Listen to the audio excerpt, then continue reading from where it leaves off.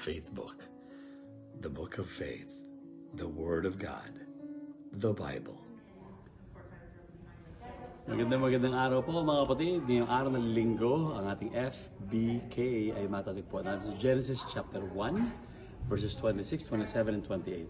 Ang sabi po sa unang aklat ng Biblia ay ito, sa English.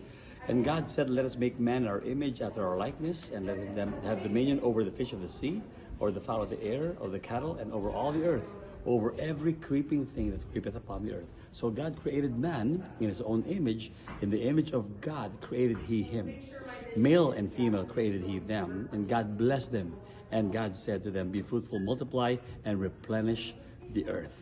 Ang ating FBK ngayon ay tungkol sa pamilya.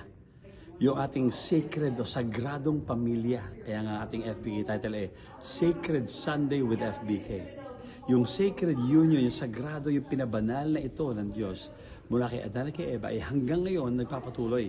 Tandaan ninyo na hindi lang tayo dapat naghahanda sa kasal na nangyari isang araw lang, kundi naghahanda tayo sa walang hanggang pagsasama hanggang sila'y pareho pambuhay. We are not only preparing for the wedding, which takes place one day, but preparing for the marriage na nangyayari buong buhay natin habang tayo buhay. Dahil yan ay sagrado. Bigay ng Diyos yan. Ingatan po natin, huwag natin pabayaan at patuloy natin mahalin dahil alam natin na ito po ay binigay ng Panginoon sa atin bilang kaloob sa iyo at sa akin ng Panginoon. Make it sacred. Narito po kami sa Hillcrest Baptist Church, ang ating home church dito sa Indiana. At kinatapos na namin dito ng Sunday morning church. Nag-preach kami at kumanta kami.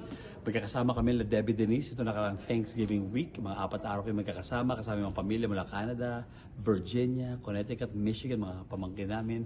Pero papasalamat kami sa Panginoon dahil kailangan niya palaging sagrado. Ingatan natin. Huwag natin pabayaan. Patuloy natin mahalin. Ano man ang sitwasyon natin pamilya, mga kapatid, bigay ng Panginoon yan. Ingatan natin at huwag natin pabayaan. Pagpalain po kayo sa muling FBK natin tungkol sa pamilya sa buong linggong ito.